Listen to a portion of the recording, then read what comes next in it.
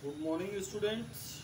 Today's as starts new topics, online classes in coming, new topics started the lectures. But this topic starts as a requested. Please video likes, share, subscribes and bell icon press. Okay, students, so please start this topics. Okay, temperatures depends of the rate of a reactions.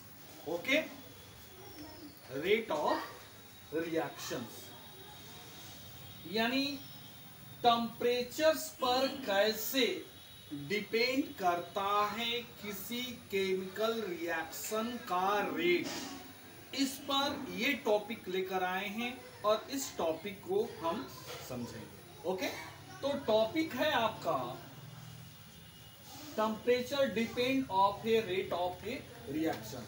तो ये topic क्या कह रहा है इसको हम देते हैं, क्योंकि यह जितने टॉपिक हम लेकर आए हैं ये सारे टॉपिक जो है एनसीईआरटी से लिए गए हैं। तो स्टूडेंट्स इस बात पर बिल्कुल ध्यान दीजिएगा, क्योंकि यह टॉपिक से हमेशा आपके बोर्ड में एग्जाम के अंदर में क्वेश्चन उठते हैं और ये क्वेश्चन बड़ा ही इम्पोर्टेंट है। ओके, तो इस पॉइंट्स को ध्यान से be careful students. Okay, this topics it has been found that for a chemical reaction which arises in temperatures by 10 degree, the rate constant is the nearly double.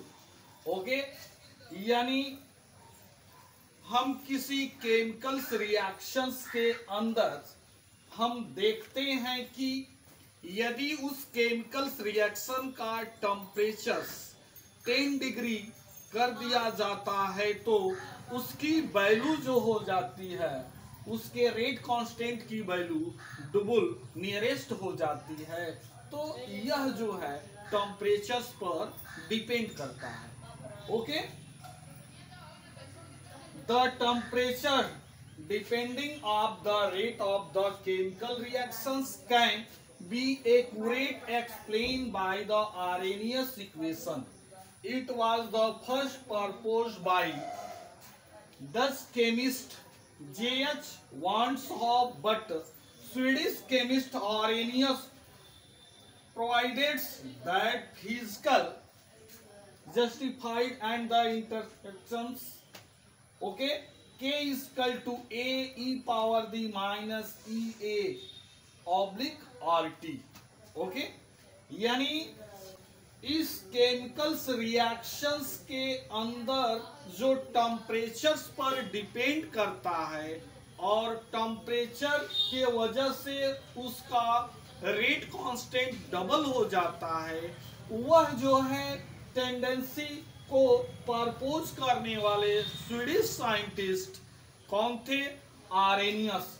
Arrhenius ने उसको propose करते हुए एक physically chemist के form में, यानी रसायनज्ञों के अनुसार वो फिजिकली रिप्रेजेंट जस्टिफाइड करते हुए एक इक्वेशंस डिनोटेड किया आर्हेनियस, जिस इक्वेशन को हम आर्हेनियस इक्वेशन बोलते हैं, K equal to A into E power the minus EA oblique RT. Okay, अब इसमें क्या क्या पॉइंट है उसको हम ध्यान देंगे। Where A is a Arrhenius factor are the frequency, it is the also called the pre-exponential factor.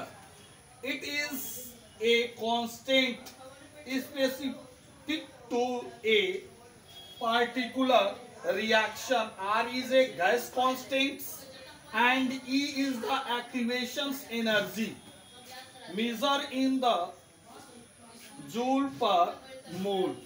Okay students, हमने आपको बताया कि इसमें जो आर्हेनियस इक्वेशन दिया गया, आर्हेनियस इक्वेशंस में वेयर इज के as a rate constant, A as a activation factors. Okay, A is a activation factor, or Arrhenius factors, or frequency. Okay, E is denoted as a equation in tendency, and EA is a activation energy, R is gas constant, and T as a absolute temperatures. Okay, for examples. Okay, for example, hydrogen and iodine's molecule react to form intermediate points, hydrogen iodides, and convert to perfect substances, or produce substances to hydrogen iodides molecules. Okay, yani this according to the Arrhenius reaction can be take place only when a molecule of the hydrogen and the molecule of the iodine collide to form, but break up to the form to the molecules of the hydrogen iodides.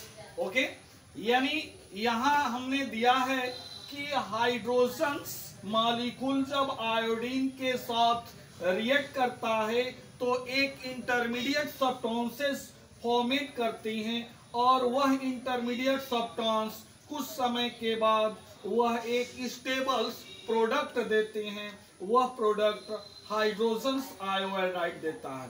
तो यहाँ हमें देखना ये है कि यह जो है किसी एक फिक्स टेम्परेचर, यानी यह टेम्परेचर पर यह रिएक्शंस कराया, तो यह रिएक्शन नियरली जो है वह जो है डबल हो जाता है. यह अकॉर्डिंग टू आर्हेनियस के अनुसार. ओके, यह जो है इनके बीच जब हम ग्राफिंग प्लॉटिंग करते हैं तो potential energy and rate constant के बीच जब ग्राफ प्लॉटिंग करते हैं तो एक्टिवेशन एनर्जी एंड यानी एक्टिवेशन एनर्जी इसमें जो है ए, और यह जो है आपका दिखाई दे रहा है आपका एक्टिवेशन कॉम्प्लेक्स टेंडेंसी को सी जो है एक्टिवेशन कॉम्प्लेक्स टेंडेंसी को शो कर रहा है. ओके, अब यहाँ बात आती है एक्टिवेशन एनर्जी किसे कहते हैं. What is activation energy? The chemical reaction substance react to forms products and increase this energy known as a activation energy. Activation energy वह एनर्जी होता है जो रिएक्टेंटों को रिएक्ट करने के लिए एक्टिवेट करता है. उस एनर्जी को एक्टिवेशन एनर्जी कहते हैं. एंड जिस पॉइंट पर वह एक फिक्स प्रोडक्ट देता है उस पॉइंट्स को हम एक्टिवेशन कॉम्प्लेक्स कहते हैं, जिसे सी से हम डिनोट करते हैं. उनके बीच में एक एनर्जी प्रोड्यूस होती है, उस एनर्जी को डेल्टा एस से डिनोट करते हैं, और डेल्टा एस जो है डिनोट करता है इंथैल्पी को, exchange of energy known as a enthalpy. यह जो है इंथैल्पी को डिनोट करता है. यानी रिएक्टेंट और प्रोडक्ट के बीच में जो एनर्जी का एक्सचेंजिंग हुआ है उस एक्सचेंजिंग को ठीक है डेल्टा एस से डिनोट करते हैं, और जिसे हम क्या कहते हैं एनर्जी कहते हैं, और जिसको इंथैल्पी एनर्जी का नाम दिया जाता है. ओके, तो स्टूडेंट्स अब हम अगले इसी पॉइंट्स के अंदर आगे चलते हैं. The energy required to the form this the intermediates called activation energy complex C is the known as a activation energy. यानी कह रहा है कि यहाँ हाइड्रोजन एंड आयोडीन के बीच में जब केमिकल रिएक्शन होता है तो इंटरमीडिएट्स जब सब्सटेंस का फॉर्मेशन होता है तो उस इंटरमीडिएट सब्सटेंस को ही हम क्या कहते हैं एक्टिवेट कॉम्प्लेक्स कहते हैं.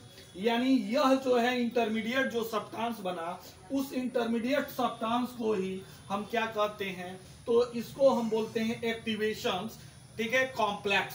ओके, यह एक्टिवेशन कॉम्प्लेक्स हो गया, और इस एक्टिवेशन कॉम्प्लेक्स के फॉर्मेशन को ही हम known as a activation energy, यानी इसी को ही हम एक्टिवेशन एनर्जी कहते हैं। तो स्टूडेंट्स ये टॉपिक आपने बिल्कुल अच्छे ढंग से क्लियर किया। इस टॉपिक को बिल्कुल स्पष्ट रूप से आपने क्लियर कर लिया एक एक लाइन की इसमें क्या चीज है, एक्टिवेशन एनर्जी क्या होता है, एक्टिवेशन कॉम्प्लेक्स क्या होता है, और टेम्परेचर जो है रिएक्शन पर कैसे जो है उसको रिएक्शन को रिएक्टिव करता है और क्या उसमें चेंजिंग होता है। ये सारे टेंडेंसी आपने देखा। इसको अच्छे ढंग से वीडियो को प्रॉपर कंप्लीट देखिएगा जिससे कि आपको अच्छा नॉलेज मिल सके। ओके, और इस पर हम कुछ क्वेश्चन दे देते हैं होमवर्क के रूप में। उस क्वेश्चन को आप सॉल्व करिएगा होमवर्क में। तो write the question. Student please take the copy and pen and write the question. Okay, question first. What is intermediate substances? What is intermediate substances? Question second. What is activation complex? What is activation complex? Next question. Question third. What is activation energy? What is activation energy? Okay. So students, please solve the question. Okay. Next video tomorrow. Thank you.